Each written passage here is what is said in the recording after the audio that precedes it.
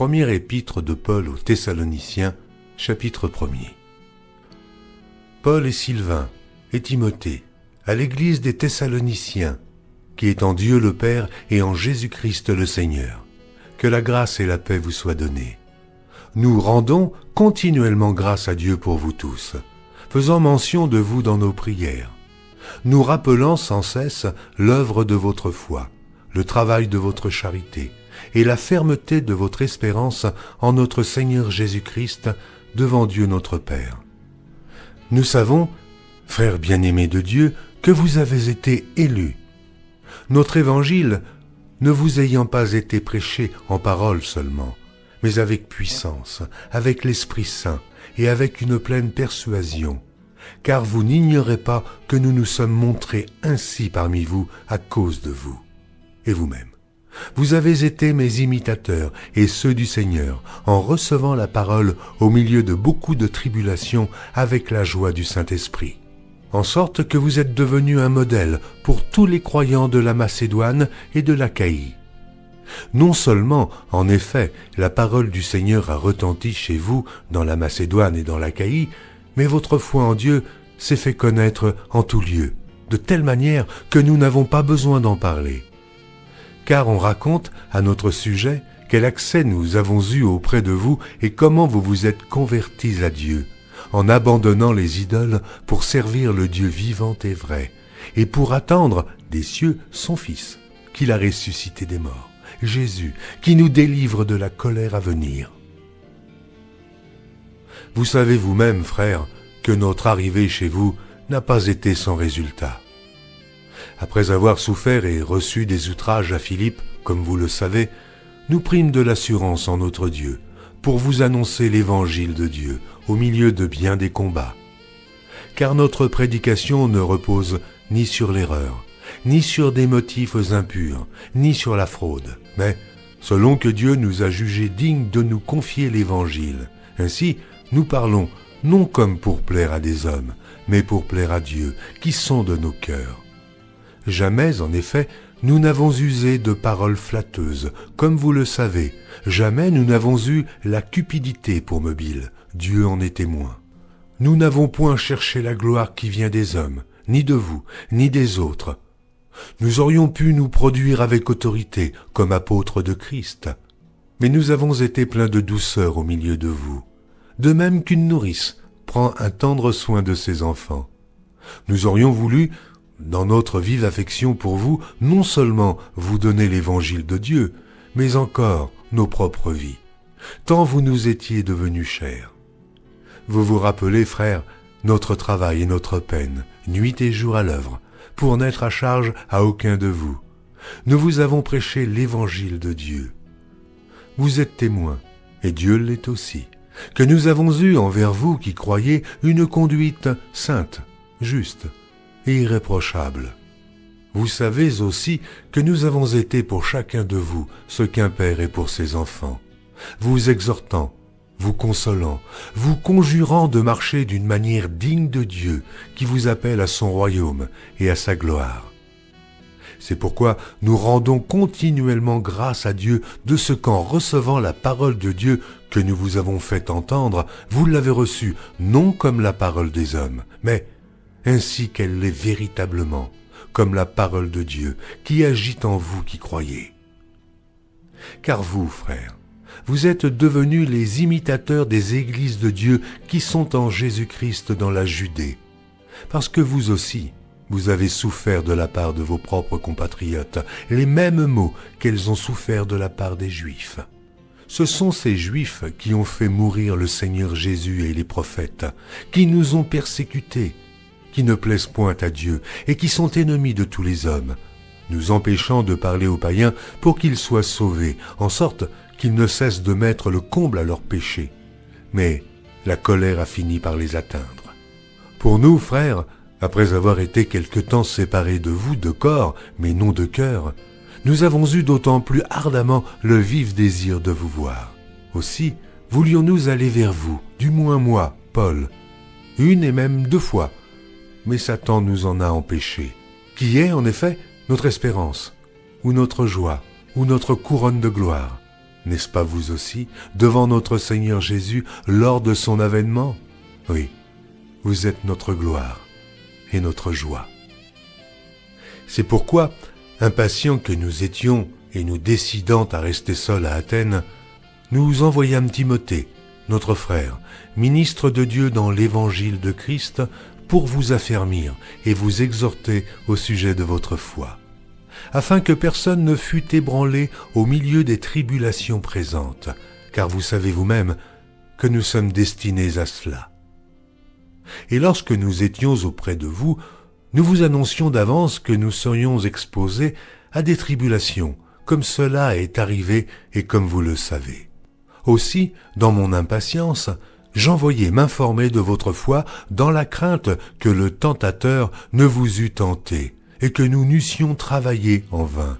Mais Timothée, récemment arrivé ici de chez vous, nous a donné de bonnes nouvelles de votre foi et de votre charité et nous a dit que vous avez toujours de nous un bon souvenir, désirant nous voir comme nous désirons aussi vous voir. En conséquence, frères, au milieu de toutes nos calamités et de nos tribulations, nous avons été consolés à votre sujet à cause de votre foi.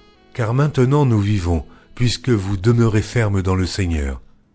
Quelles actions de grâce, en effet, nous pouvons rendre à Dieu à votre sujet, pour toute la joie que nous éprouvons à cause de vous devant notre Dieu. Nuit et jour, nous le prions avec une extrême ardeur de nous permettre de vous voir et de compléter ce qui manque à votre foi. Que Dieu lui-même, notre Père et notre Seigneur Jésus aplanissent notre route pour que nous allions à vous.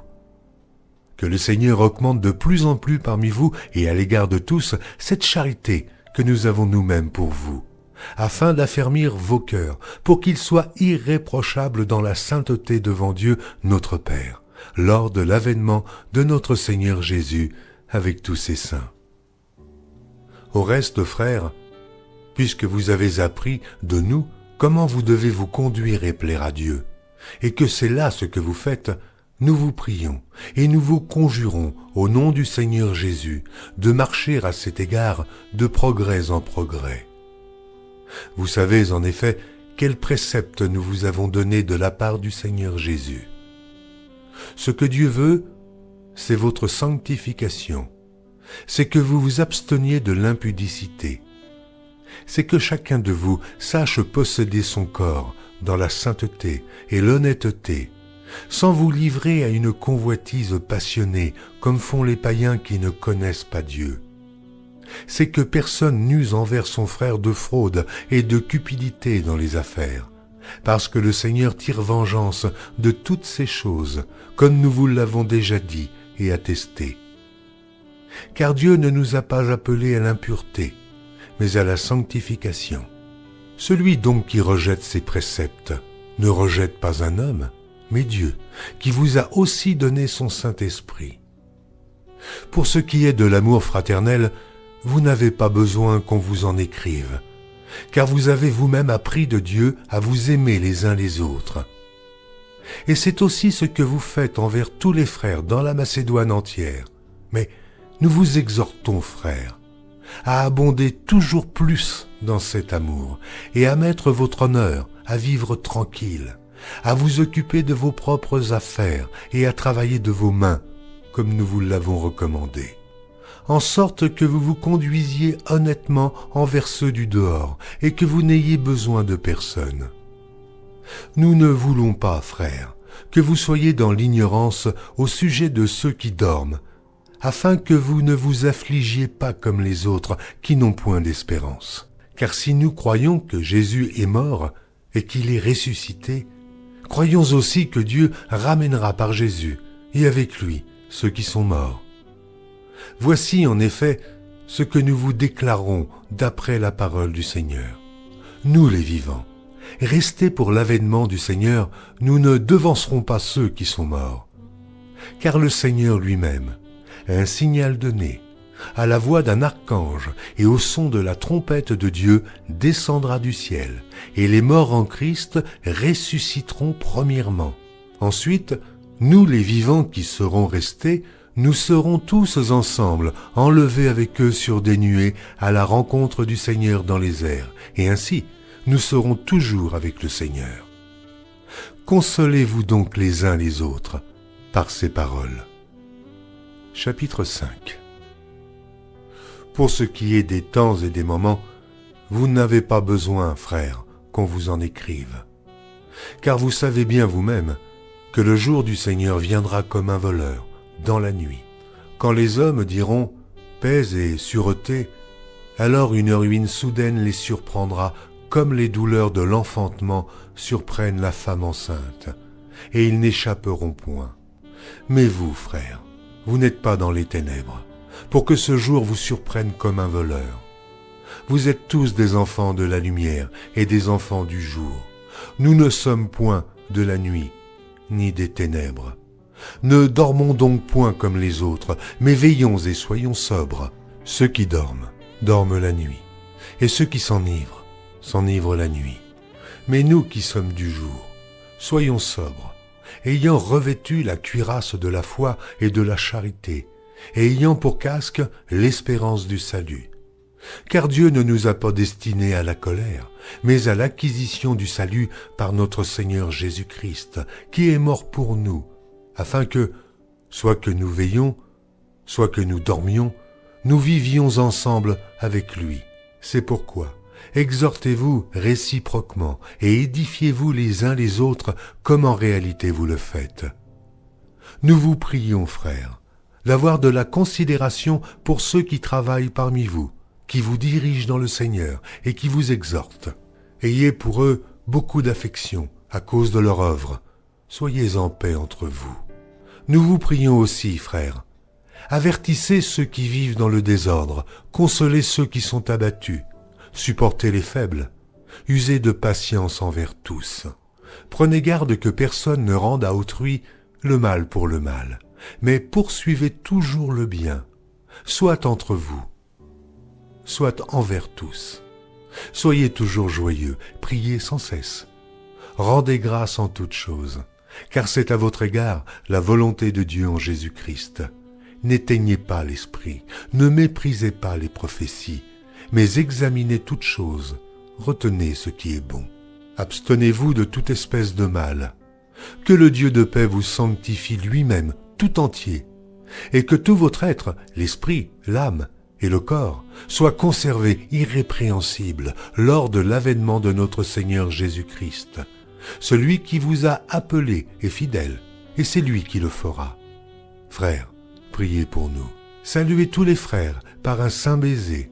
Je vous en conjure par le Seigneur, que cette lettre soit lue à tous les frères. Que la grâce de notre Seigneur Jésus-Christ soit avec vous.